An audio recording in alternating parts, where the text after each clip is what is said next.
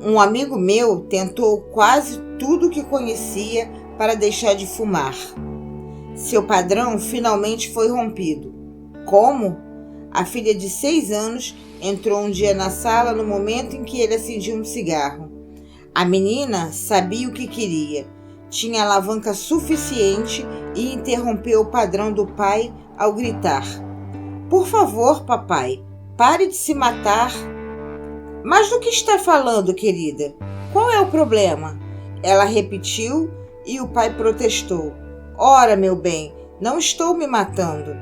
A menina balançou a cabeça, apontou para o cigarro e soluçou: "Por favor, papai, pare de se matar. Quero que você esteja presente quando eu me casar." Esse homem já tentara parar de fumar dezenas de vezes e nada dera certo, até aquele momento. O cigarro foi abandonado naquele dia e ele nunca mais fumou desde então. Com o coração do pai bem firme em suas mãos, ela obteve no mesmo instante o que desejava. Ele encontrou muitas alternativas para o cigarro que proporcionavam as mesmas sensações agradáveis. Se você der apenas os 3 primeiros passos do condicionamento neuroassociativo, pode ser o suficiente para criar uma tremenda mudança. A partir do momento em que decidiu o que quer, obteve uma alavanca e interrompeu o padrão. A vida com frequência proporciona novos meios de olhar para as coisas. E se a alavanca for bastante forte, você será compelido a encontrar um novo padrão e condicioná-lo.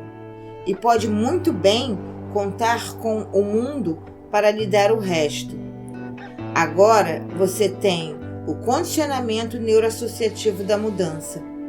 O fundamento é usá-lo, mas não o fará a menos que saiba para o que está usando. Você precisa saber o que realmente deseja, deve descobrir.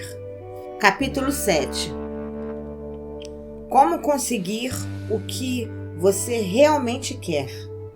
São puras todas as emoções que aglutinam e elevam você. Empurra a emoção que toma apenas uma parte do seu ser e assim o distorce. Dê-me o primeiro ataque.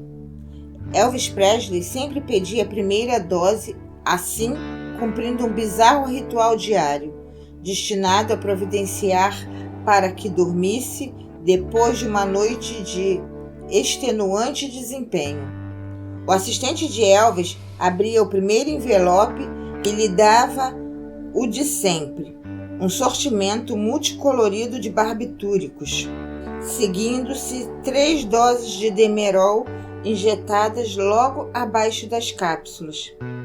Antes que Elvis dormisse, o pessoal da cozinha, que se mantinha de plantão 24 horas por dia, punha-se a trabalhar.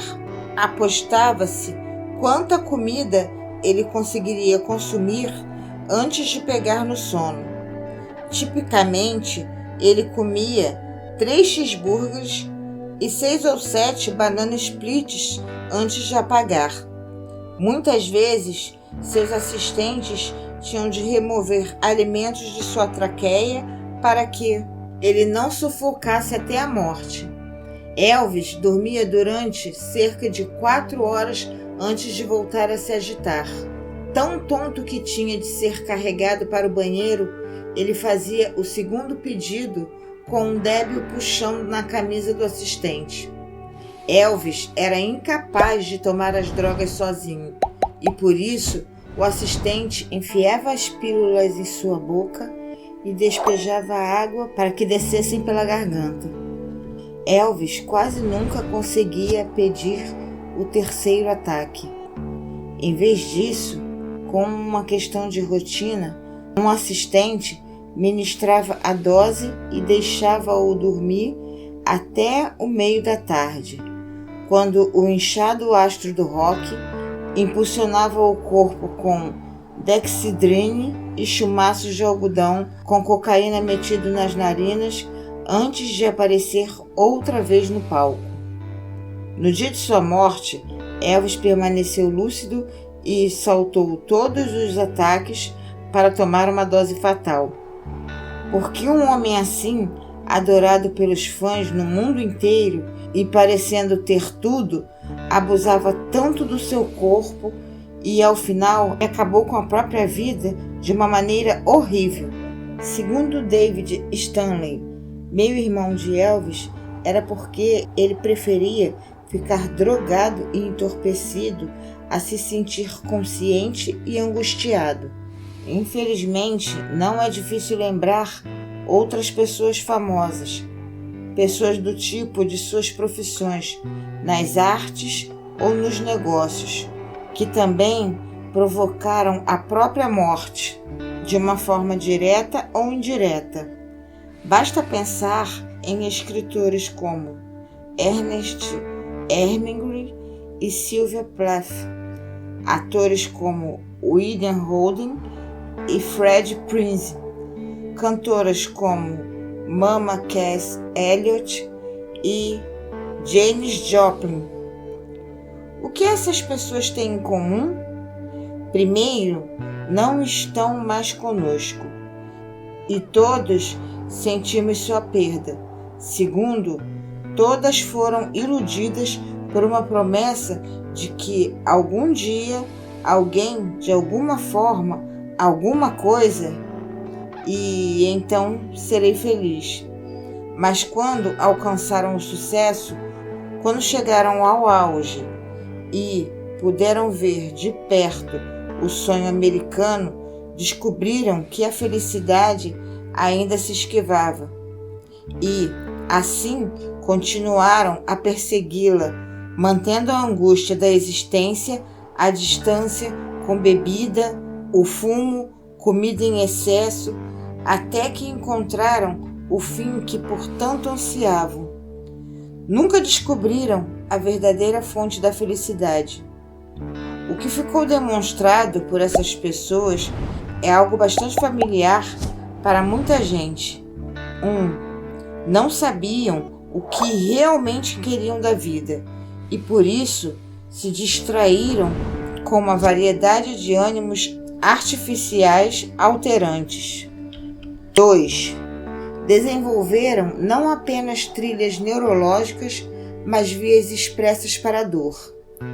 E seus hábitos as levaram a percorrer esses caminhos numa base regular. Apesar de alcançarem o nível de sucesso com que outrora haviam sonhado, e apesar de cercadas pelo amor e admiração de milhões de fãs, tinham muito mais referências para a dor.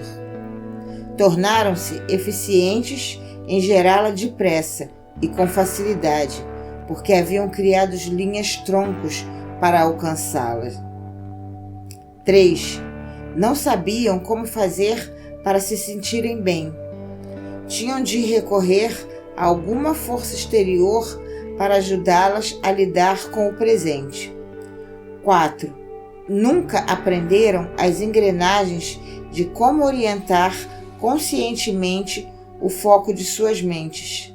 Permitiram que a dor e o prazer do ambiente as controlasse, em vez de assumirem o controle. Agora, compare essas histórias com uma carta que recebi de uma mulher que utilizou meu trabalho para mudar de um jeito total e absoluto a qualidade de sua vida. Prezado Tony, fui bastante maltratada durante toda a minha vida, desde a infância até a morte do meu segundo marido. Em decorrência dos abusos e traumas profundos, desenvolvi uma doença mental conhecida como distúrbio de múltipla personalidade, com 49 personalidades diferentes. Nenhuma delas tinha conhecimento das outras, ou o que acontecera em cada uma de suas vidas. O único alívio que eu tinha, em 49 anos de existência, como uma múltipla, assumia a forma de um comportamento autodestrutivo. Sei que parece estranho, mas a automutilação me proporcionava algum alívio. Depois de uma das minhas muitas tentativas de suicídio, fui internada num hospital e entregue aos cuidados de um médico. A fim de integrar as personalidades, eu precisava voltar ao trauma original que criara cada personalidade. Esse trauma devia ser lembrado, revivido, sentido. Cada um dos meus halteres cuidava de uma função específica, uma capacidade seletiva de recordação e, em geral, tinha um único tom emocional.